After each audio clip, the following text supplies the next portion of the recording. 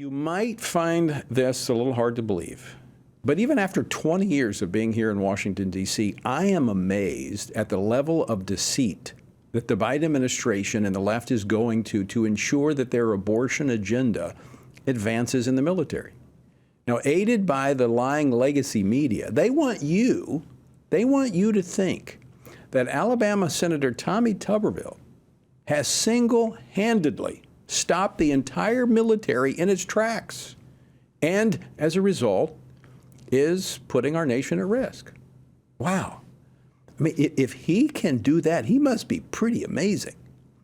The truth is 300 military promotions have been slowed down, but this could be resolved overnight in one of two ways.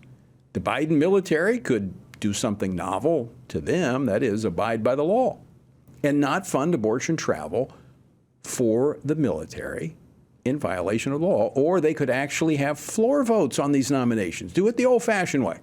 Vote. Just returning from the Senate floor is Senator Tommy Tuberville of Alabama. He serves on 4 Senate committees, including the Senate Armed Services Committee and the Senate Committee on the Agriculture. Senator, welcome back to the program. Always great to see you. Good to see you, Tony, and please tell me that they're not putting out false information. They wouldn't do that. Come on. Senator, I'm telling you, you're smoking them out because I don't think they've ever had someone that has stood their ground as you have. And they're going to new levels of deceit. I mean, to suggest that you have stopped the entire military from moving forward, when in fact all they have to do is have a vote. Yeah, they've tried to make it very confusing, Tony, and they've done a pretty good job of that. Even some Republicans, Congressman McCall was on Meet the Press yesterday, and I think he was a little confused about what we're doing. Said that we were holding back the nominations, and we're really not. We're just holding back all of them at one time. They can confirm it as many as they want, as many as they can get in. It takes about 2 hours to do a nomination, but they really don't want to work at it. They don't. Chuck Schumer doesn't want to bring it to the floor. He understands that if he gives in this time, that there might be somebody else in the near future do the same thing. So he wants to win this, but he's not going to win. He's sooner or later going to have to start nominating these people because people need to be moved up the ranks. Now, let me just break this down, because you're right. There's been a lot of confusion, even as you said. Knowledgeable Republicans are kind of confused on this process because let's be honest, the rules in the Senate are a little hard to follow. So a senator can simply say, look, I'm not going to give unanimous consent, meaning we're not all just going to kind of, nod our heads and say, yes, we want to make people vote on this. I mean, they have to go down to the Senate floor and vote. So we're hearing all this, that this is historic, that we've never done this before. That's not true. We've seen it before. But that we have service chiefs that are not being confirmed. Again, all they have to do is go down to the Senate floor and they can vote on them. They can vote on the chairman of the Joint Chiefs. They can vote on the Marine Corps service chief. It's real simple. Yeah, Tony, really, the military is the only situation that does groups at a time, not just one. If we do a federal judge or circuit judge or somebody that needs a nomination like Secretary of State or any of the cabinet members, it's just done one at a time. So you can put a hold on it all you want, but they can still run it through. But the military is the only one that does groups of them at a time, 10, 30, 50, 100, 150. Now we're up to 300. This is the first time it's been this high. But that's the reason you can put a hold on it. But again, it's just for the full amount at one time. They can do one at a time, as many as they want during the day. They probably could do 7 or 8 in a day. But Chuck Schumer now he's playing hardball. He says that we've got a Joint Chiefs of Staff chairman that needs to be confirmed. General Milley, who is in that position now, goes out at the end of September. And General Milley went through a single nomination confirmation, just like they all have.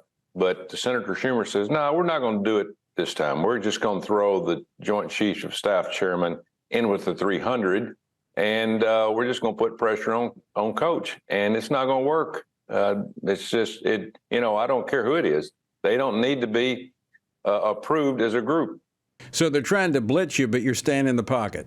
Is exactly right. I'm not flushing out of the pocket, Tony. I'm going to stay in the pocket, and I'm going to take a lick or two And that's what happens when you hang in that pocket. But sooner or later, I'm going to get the ball down the field and complete some passes. Well, let me tell you what, you've got the folks in the stands are on their feet cheering you for your leadership and courage, because we've not seen this in quite some time. I want to go to something you've been addressing, and that is the issue of what is really putting our military at risk. I don't know if you heard the clip I played at the top of the program, but it was by one of your colleagues, Michael Bennett, who in an interview with MSNBC said that Tommy Tuberville shouldn't be telling women what choices they should make about their bodies.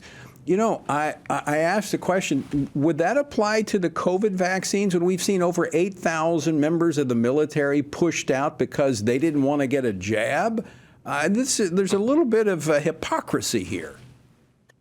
And Tony, you can go back to the first part. I'm not telling women what they can do and can't do. It's the Democrats in 1984 that voted, and Joe Biden was one of them in the Senate, that voted this policy in to have abortion in the military, only by the three exceptions, rape, incest, and health of the mom. They're the ones that did this, not me.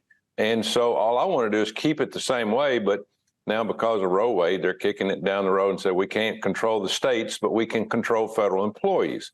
And so they think that they can do this at their demand. And we're just not going to allow that to happen. As you said, they're hollering and screaming about readiness. 8,000, Tony, 8,000 that just a snap of the fingers, because they didn't take a vaccine because this crazy mandate that they had last year, they were all fired up. Man, we're going to run all these people out of the military, and because they don't think like they do, and they didn't want to take this vaccine, so they kicked them out without them having a job, without the mom and the kids having a place to go. You talking about kicking somebody to the curb?